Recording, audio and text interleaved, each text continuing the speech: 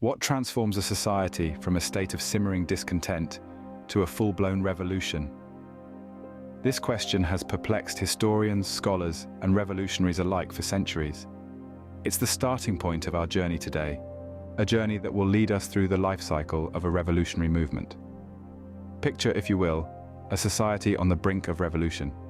It's like a field of dry timber, scattered and diverse. Each piece of timber represents a pocket of dissatisfaction, a cry for change that's yet to find its voice. This is social unrest, the first condition in our triadic model of revolution. It's a pervasive sense of discontent with the current governance, simmering under the surface, waiting for a spark. But discontent alone does not a revolution make. You see, each piece of timber in our field is isolated. They're scattered, disconnected. This represents dispersed power, the second condition. It's a lack of coordination among the dissenters, individuals who might share a common dissatisfaction, but are yet to unite. The scattered timber cannot ignite a larger flame on its own. The third condition, ideological fragmentation, adds another layer of complexity. It's not enough for the timber to be dry and scattered. It must also be diverse, representing a spectrum of beliefs and ideologies. This diversity can be a source of strength, providing a rich tapestry of ideas. But it can also be a barrier, preventing the formation of a cohesive opposition. Without a unifying cause or belief, the timber remains just that, timber. It lacks the spark needed to transform into a blazing fire. So we find our society at the precipice, a field of dry timber waiting for a spark. The seeds of discontent have been sown, but the conditions for a revolution are yet to be met. It's a volatile state, full of potential, but fraught with uncertainty. How does this scattered, diverse field of timber transform into a raging fire, a unified insurrection against the status quo? This question will guide our exploration as we delve deeper into the life cycle of a revolutionary movement.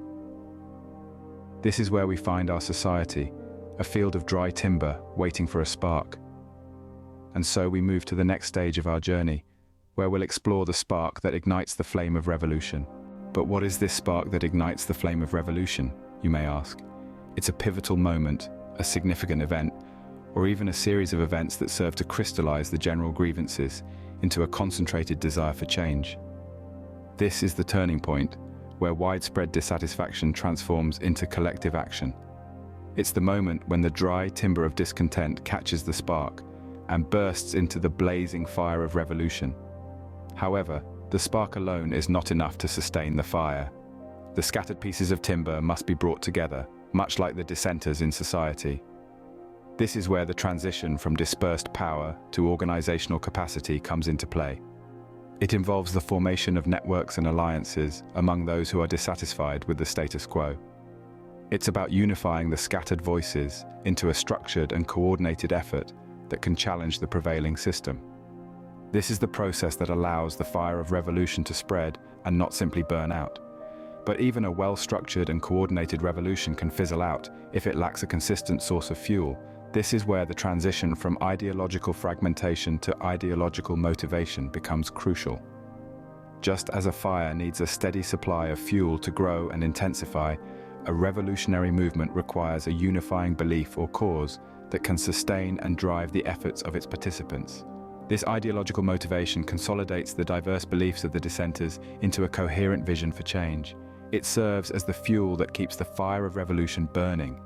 These transformations, from social unrest to insurrection, from dispersed power to organizational capacity, and from ideological fragmentation to ideological motivation, are all vital components of the spark that ignites the flame of revolution.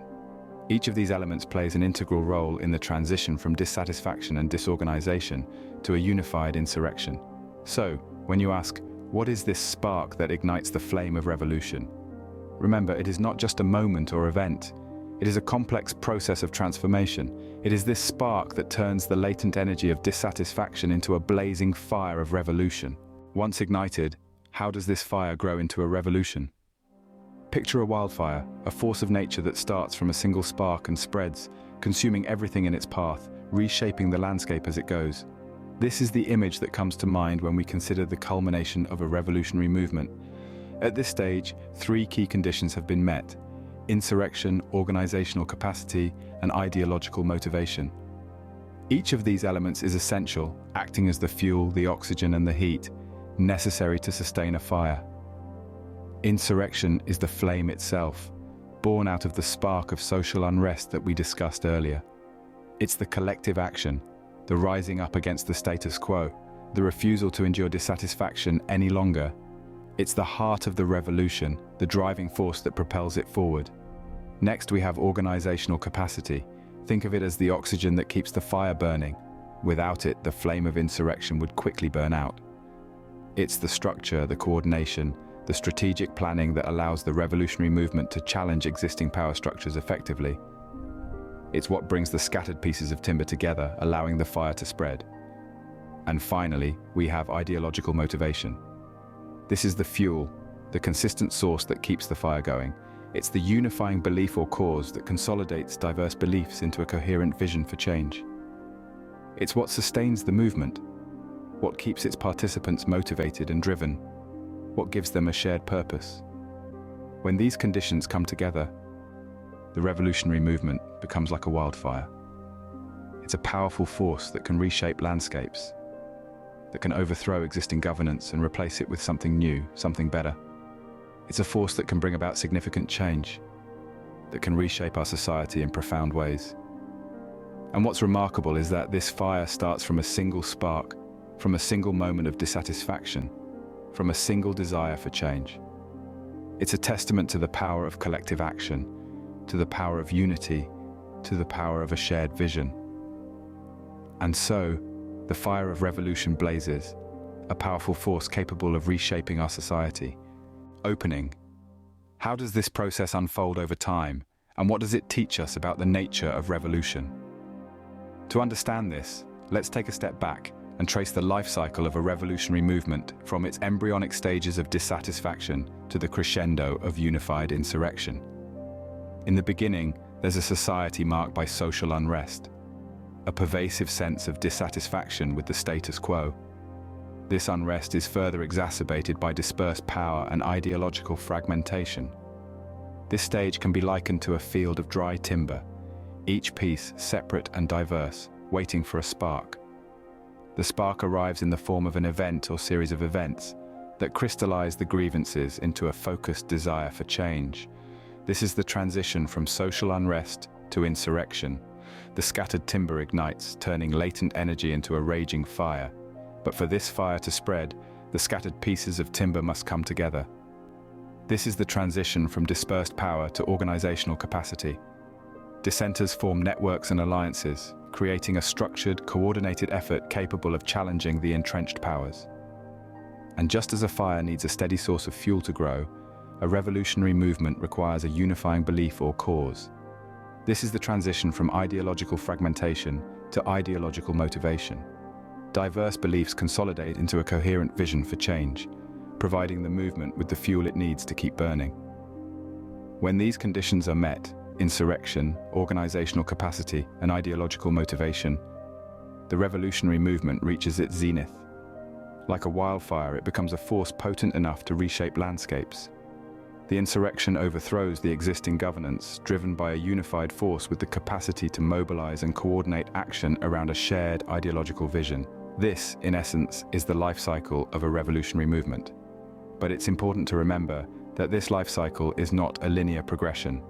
It's a complex system, a delicate dance of elements that must all come together in just the right way for a revolution to succeed.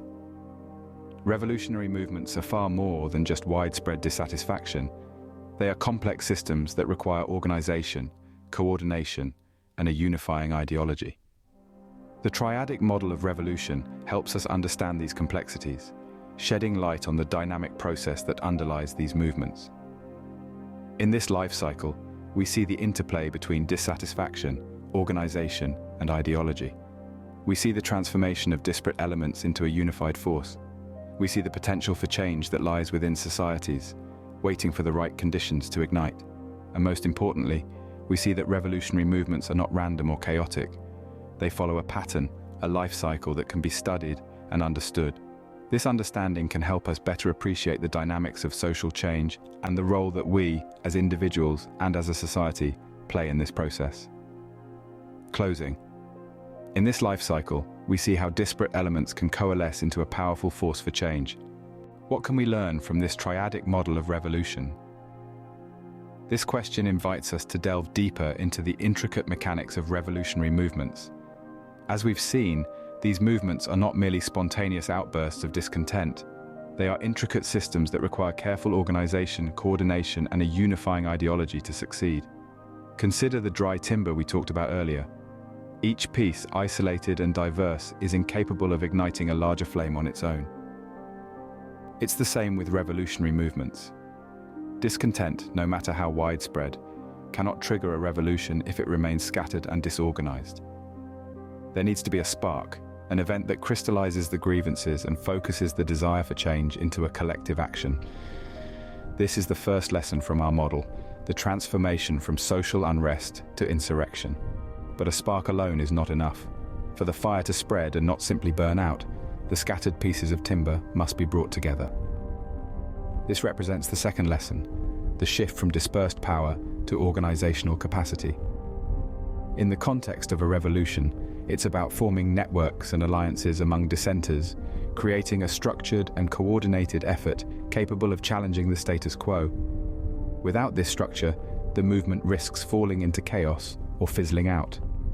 Finally, just as a fire requires a consistent source of fuel to grow, a revolutionary movement needs a unifying belief or cause that can sustain and drive the efforts of its participants.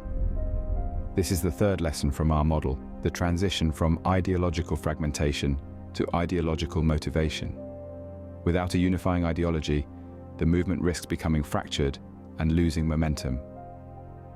Bringing these elements together, we see how a revolutionary movement can evolve from a state of dissatisfaction and disorganization to a unified insurrection. But it's not a linear process. It's a dynamic interplay of factors, each influencing the other. Understanding this delicate balance is critical to appreciating the complex nature of revolutions. So, what are the implications of this understanding? Well, it allows us to better anticipate the conditions under which a revolution may occur. It helps us understand why some movements succeed while others fail.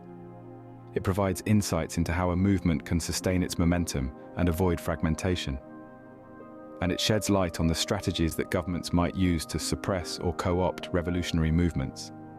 But perhaps most importantly, this understanding reminds us that revolutions are not inevitable outcomes of social unrest. They are the result of deliberate actions by individuals and groups who are able to organize, coordinate, and motivate others towards a common goal. They are, in essence, human endeavors shaped by human choices and actions. In the end, the triadic model of revolution serves as a valuable tool for those seeking to understand the dynamics of social change.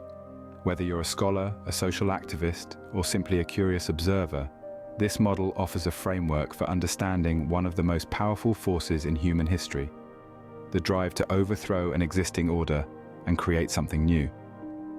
Understanding this process is key to appreciating the dynamic and complex nature of revolutionary movements.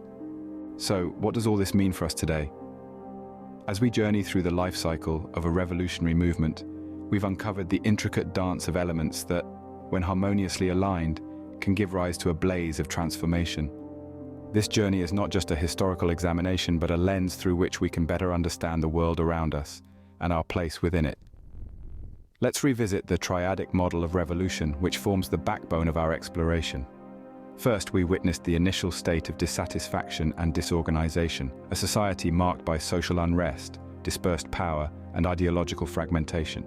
It's a field of dry timber, disparate and disconnected, longing for a spark.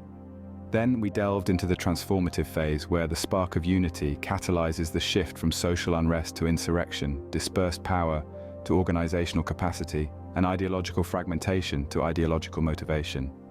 It's the moment a spark ignites the timber, transforming latent potential into a dynamic force. Finally, we found ourselves in the midst of the unified insurrection. When the conditions of insurrection, organizational capacity, and ideological motivation converge, a revolutionary movement reaches its zenith. It's the wildfire, powerful and resolute, reshaping the landscape. But what does this mean for those of us who yearn for change, for a better society? The triadic model of revolution is not just a theoretical construct, but a practical guide. It underscores the importance of unity, organization, and a shared vision in the quest for societal transformation. It reminds us that discontent alone is insufficient to ignite change, just as dry timber alone cannot sustain a fire. For current and future social activists, understanding this model is akin to understanding the science of fire. It equips us with the knowledge to strategically channel our efforts, to transform sparks of discontent into a blaze of change. It can guide us in building organizational structures, in fostering unity amidst diversity, and in nurturing a shared vision that can fuel our collective pursuit. Moreover, it prompts us to appreciate the complexities and nuances of revolutionary movements. It encourages us to look beyond the surface, to recognize the underlying dynamics that often go unnoticed.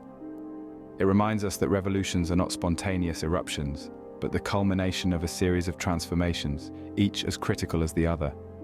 In a world where the call for change is growing louder, understanding the life cycle of a revolutionary movement is more relevant than ever. It's a tool, a compass, guiding us through the labyrinth of social transformation.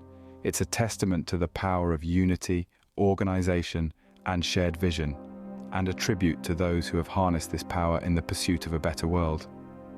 Just as a spark can ignite a field of dry timber, so too can understanding ignite our efforts to shape a better society.